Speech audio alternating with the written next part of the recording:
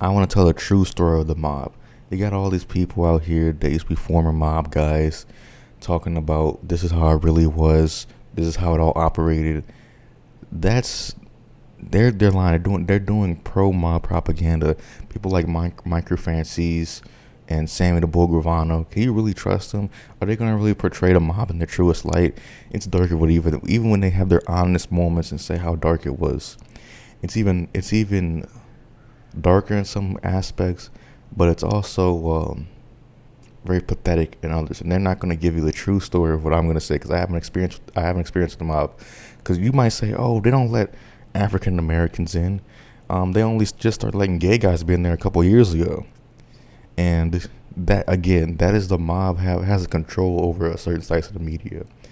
Um, Obviously, if you did some of the reading that ARPA Andy was doing like a month ago, Jews only really control, let's say, 20% of the media. They have influence beyond that, obviously, but a good, a nice little chunk, 3% of the media. If you look at the datas and the graphs and the tables, 3% of the media is controlled by the mob in some form or fashion, and even has wider influence of that because they're paying off this guy. I don't know if you heard of him, Scorsese. Scorsese is known for making pro mob movies. He always shows them in a good light. He always shows them as being like triumphant, good for the community, and upstanding citizens and all that type of thing. People fall for it. They hang up pictures of fucking De Niro on all his various heroic roles in their walls and stuff. So I'm gonna give you the true story. So a couple years ago, I was really strapped for cash.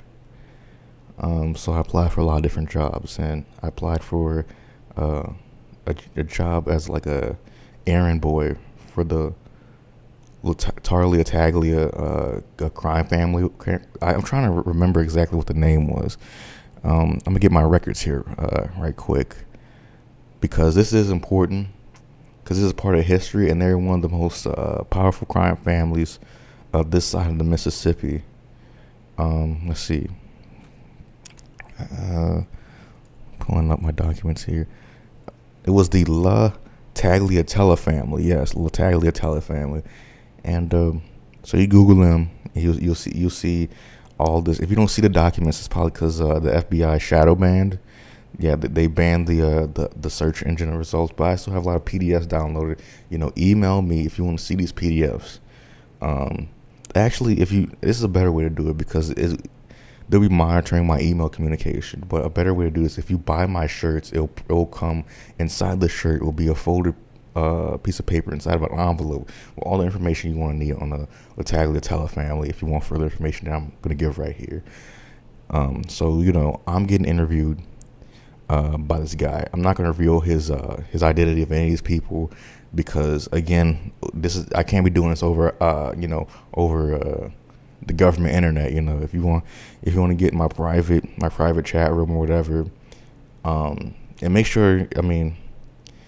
But again, the best way to get the information is by buying a shirt. It will come in the shirt, and yeah, you'll get information like that. But so I'm getting interviewed. And he was telling me we usually don't do this. We never do this. But since now we're letting fucking fags in, might as well let a couple fucking mullions in too. This thing used to mean something, but now it's just about fucking money. I guess what it always meant was money. What it always meant was not wanting to get a real job. And I can sympathize with that. So I know he called me like some sort of racial slur there, but I didn't really care because I needed money, and I'd be willing to do pretty much anything for money when I don't have it. And being an errand boy ain't too bad because everything's in walking distance. They just don't feel like walking. So he was telling me, we'll start you out doing a heavy load of work, 7 hours a week. We're gonna start you off thin. This is gonna be your salad days of the salary right here, $25 an hour. No paid time off, no sick days, none of that sort of thing. So then he told me that there was chances for advancement. So I can maybe get 20 hours Maybe one day, if I really show myself getting these fucking espressos and hot pockets and all these salami sandwiches or whatever they want, I could be a made guy. Maybe one day.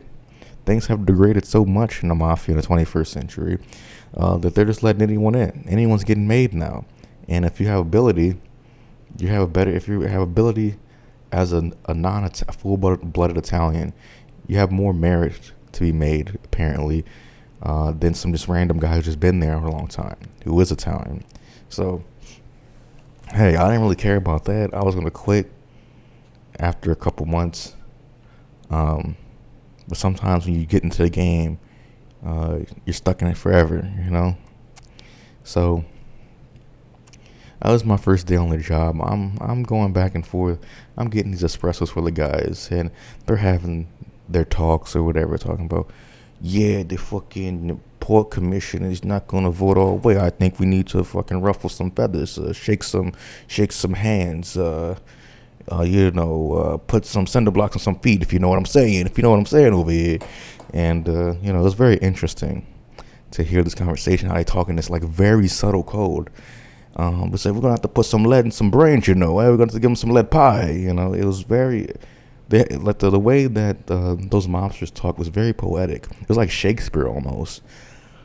And I just felt like, man, I'm really intimidated. I don't know if I ever hang with these guys because like I'm on such a low linguistic level.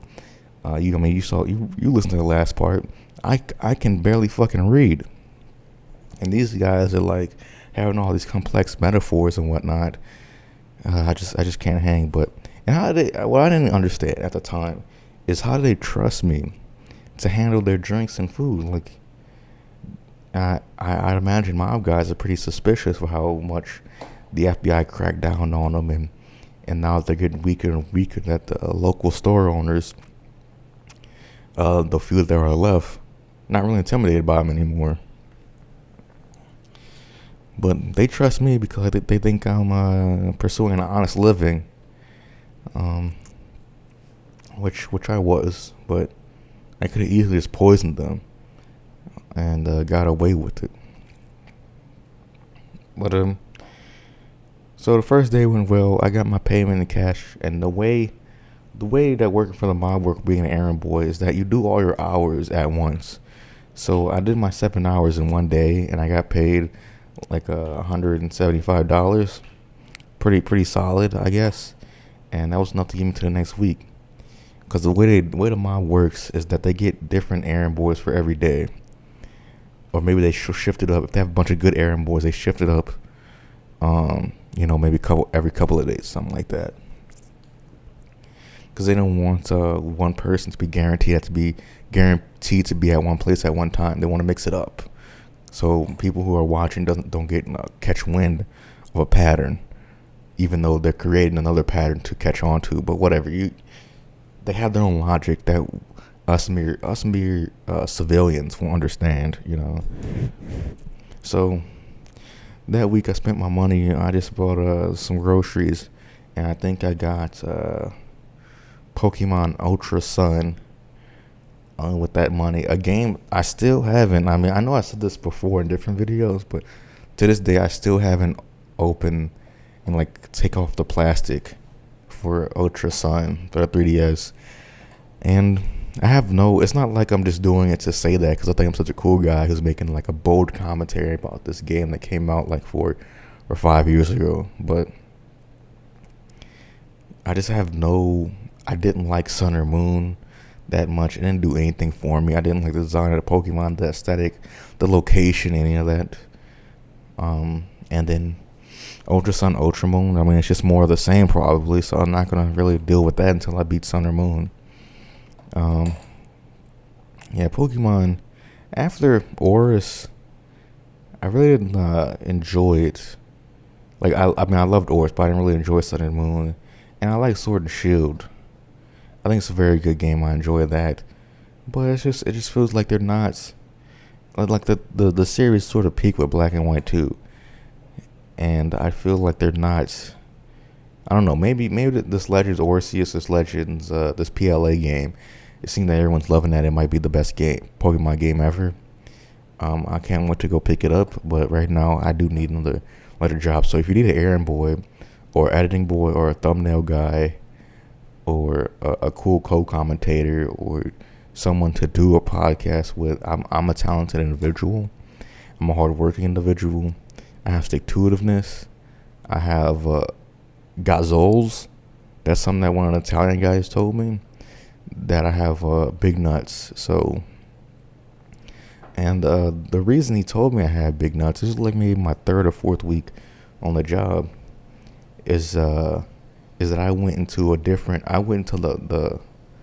the Hispanic gang's neighborhood. I went into Vago's territory, and got coffee and sandwiches for the guys, because our normal coffee and sandwich shop got torn down. It got firebombed by some bikers, and I think it was over pushing heroin in Atlantic City, that sort of type of thing. It was like a heroin operation that reached all the way from Gulfport, Mississippi to Atlantic City. And they're having a hard time negotiating, so they firebombed our fuel. This is where the mob is fueled on espresso and deli meats, and y'all just gonna come on. There's some things that are just like, that's a war crime, and this thing of ours and that thing of theirs, I should say, that's a war crime. Whatever. So I go on a Vago's territory. Things are a little heated right now, but we don't have the main heat with them. I'm saying I'm not a part of this. I'm just an errand boy. The Tagliatella family I'm not a part of it. I'm never sworn in. I just did some errands for them. I'm going into the Vago's neighborhood, and I'm going to their little deli, and I get the stuff, give myself a little Snickers bar. I'm going back, and this whole time, these Vagos guys are just mean mugging me. They're mean mugging me, and they're doing like sign language at me, and it's like they got one guy that start breakdancing at me, one guy is sharpening two knives at me. They're doing a lot of scary stuff. So, but I wasn't intimidated really, because I knew what I was getting signed up for. When you're an errand guy, not just for the mob, but for like movies too, like you're a PA or something, the guy, like a runner, I should say, that happens. There's a good tendency you might get killed. If you're, movies, shows, errand boys, errand boy for like the sports teams, like if you're like the Gatorade guy, there's a good chance you might get shot by somebody. I mean, that's just a part of it's like a cop dying in a line of duty. Not even. Being an errand boy is a more deadly job than being a cop. Because when you think about it, only like 12 cops, not even, it's probably like 6 cops a year die on the job, and most of that is just heart attacks and accidentally doing too much coke that you found while you're working the vice squad. Let's Google it right now. How many cops die?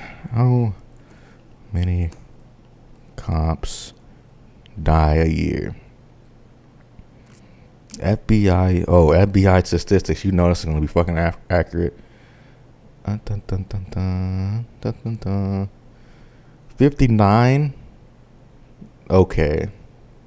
59 police officers were killed in the line of duty from January 2021 to September 2021. I don't believe that.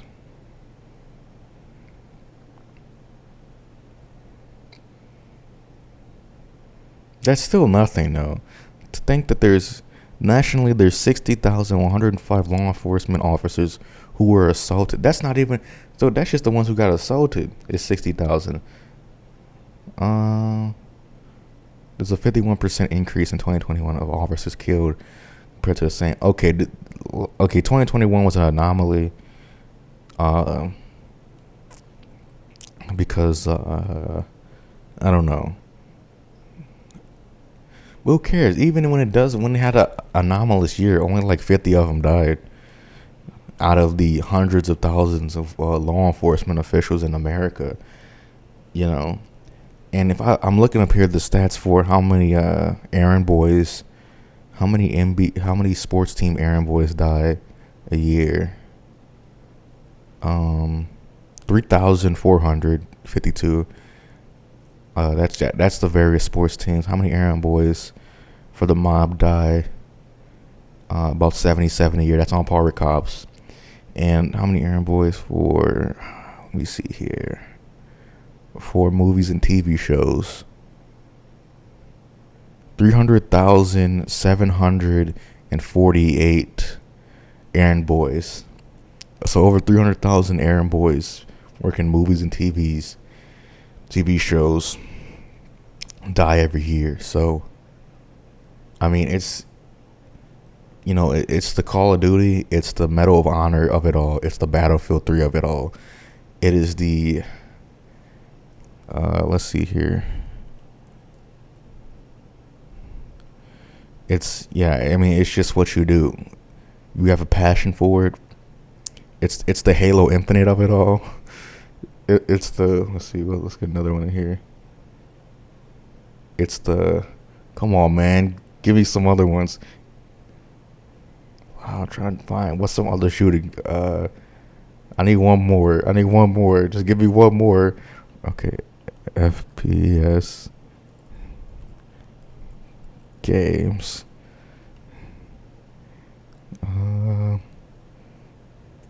Okay. Let me restate my statement. These hundreds of thousands of errand boy deaths a year. It may be daunting. If you're not working for the mob, you don't get paid much. But it is the Call of Duty of it all, the Medal of Honor of it all, the Battlefield 3 of it all, the Tom Clancy's of it all, the Apex Legends of it all, the Overwatch of it all, the Doom of it all, the Titanfall 2 of it all, the Team Fortress 2 of it all, the Destiny 2 of it all, the Super Hot of it all, the Half-Life 3 of it all, the Counter-Strike of it all, and the Halo Combat Evolved of it all. That's why we do it. It's because we have a specific... Do you need me to go over it again? You need me to say that again? Oh, you said no? Okay. But that's why we do it. It's because we're what's it called? We have a calling from a higher power. And the higher power is actors that need the perfect amount of sugar and cream balance in their French vanilla coffee that they drink half of, and then help make a shitty movie. Because basketball players really need somebody to pour Gatorade for them. It's because mob guys don't feel like walking anymore after a certain age. They sort of just like hover. They get like this hovering ability after a certain while, but it expends so much of their energy, their life force, that they don't really use it unless they absolutely have to go somewhere. So errand boy is essential for entertainment of all sorts, and it's essential for a criminal enterprise. So this is the type of stuff that Samuel Bogravano isn't going to tell you. This is the type of stuff that Michael Franzese, because they're snakes. They're snakes. We all know this. They're snakes. They're liars. They're trying to profit off of people thinking the mob's cool. They're trying to profit off of people wanting to kill people. They're trying to profit off of people, having these fantasies. And I'm giving you the gritty truth. This is what it was. This is what it is. And it was scary. And you know what? I didn't die, but I could have. And that's sort of the story of the whole thing. So I worked there for about 17, 16 weeks. 17, 16, 21 weeks. And I got promoted a couple times. I went from like 7 to 10 hours and got to 10 to 15 hours a week. And eventually I got 25 hours a week, and I got a pay raise to about $38 an hour. So I was born on the budget, but it's all the extra money I had, I didn't know what to do with, and I kind of went crazy with it. Some of these errand boys, they get this first little dose of real cash, and they're buying coke, they're hiring strippers to come to their house, they're spending it on women and drugs and guns. They're trying to they think they're mobsters now because they're bringing coffees and M&Ms to these guys. Now I think they're one of them. I never had that delusion. I really blew my money on a bunch of video games I would never play. so much candy that I just had a refrigerator full of candy. Um, I had so many lollipops in my jacket pockets that every time someone would like touch or graze me, they would just feel like these hard spherical things on me, and they try to look at me. We're like, "What the fuck is that? Is that this guy got explosives on him?" And I'm like, "Hey, you want a lollipop?" And then their face turns. Um, so that's how I was living at a very high frequency, and I was buzzing. I was buying a lot of books that teach me how to read. I bought a lot of books to try to teach me the basic history of uh, of the Italian mob and all these things. I'm trying to learn about my field and advance myself in it. I had like various box sets of various mob shows and mob movies to like really understand what it's all about. Because the way I'm going, the pace that I'm going at, I'm gonna be a made man one day. That's what I was thinking at the time. This is around month 3 of me working there. This is what I was thinking because I was so good. I knew everyone's favorite stuff. I knew the exact day that they wanted it, when they wanted what. I know what time that they needed it. Um, and I was really there for them. They trusted me, and I thought, okay, if they trust me with their coffees, they're gonna trust me to kill people. This is just the progression of it. So one thing turns to another. The war continues between the bikers, and these are girl bikers. These are uh, the daughters, the daughters of fascism. Yeah, the daughters of fascism. They're not Nazis, but they're more like their origin. The daughters of fascism. Their grandfathers are all like ratline Ustashi guys from World War II, brought over by the Catholic Church, settled in America. So they all are for the most part Croatian. It's the Croatian biker club. It's all women though, and that's why they're daughters of fascism. Um, and they're having this war over this heroin trafficking. It's going on for a while, but it's really heating up. My 3rd month, and I'm working for the mob. And on a day that I was walking to the hangout spot, I won't expose it here. I was walking to the mob hangout spot. I see on the ground a bomb with a little rope, a piece of rope coming out of it, and that the rope was like on fire and getting shorter and shorter. And in that moment, I know what to do. Do I bring the coffees? Do I go? Do I risk my life and jump on the bomb, or do I run away? Do I let it explode and let this just be the end of my time working for the mob? Should I do something at all? So I did the brave thing, the smart thing, and that was take my bottle of water that I had in my pocket, I got for myself, and pour it on a little piece of rope so it stopped being on fire. And then I threw the bomb in the garbage. And then I just went in and gave the guys their coffees, and I told them about it. So in that moment, I gained a lot of the guys. I told them about it. I gained a lot of their trust, and that they looked at me a lot different. And I knew it was the daughters of fascism because they had like this. I wouldn't say a swastika, but it was a rune. It was a runic type, a rune type symbol on the side of the bomb. So I was like, it's probably daughters fascism, because fascist people love those runes for some reason. Anyways, so next week, I just served the guy their coffees and whatever, and their deli sandwiches, their meatball marinaras. And I'm sitting inside, I'm looking out the window, and I'm seeing these bikers pull up. They obviously hear him. And just out of nowhere, machine gun fire is just raining down on us. I'm getting down. I know the exit, the best exit to get out, because I've been scoping the place out. I've been there so many times in the building, and I knew the best way to get out for me, for a civilian like myself, was to escape through the roof, jump onto a different building without anyone seeing me, and then get through, get back into that building through a ladder, and then exit out the back of that.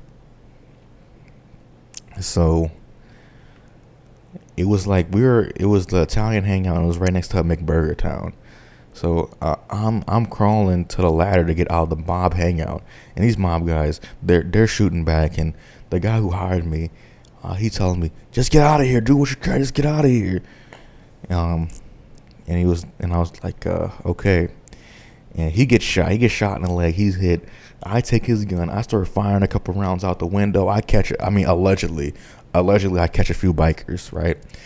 And it felt great to kill some. It would feel, allegedly, it was been alleged, I felt great, and I kind of came to my parents when I killed a couple ladies, a couple daughters of fascism.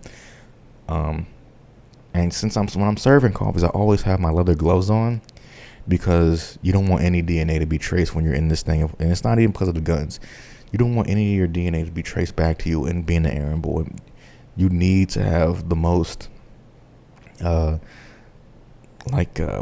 hygienic practices when you're doing this thing, because you don't want any food poisoning or anything that to come back to you. You want all the heat to go to that restaurant or to the deli, So I dropped the gun. None of my DNA's on it because I have the gloves on. And then, I drag the guy got shot in the leg, to the back, so he's outside the line of fire. And this firefight is getting heavy. There was about 25 monsters in that building, and I'm pretty sure only like 6 of them made it out alive. My friend who hired me got shot in the thigh. He was able to survive, because they just couldn't find him. The other 5 mobsters escaped in their cars.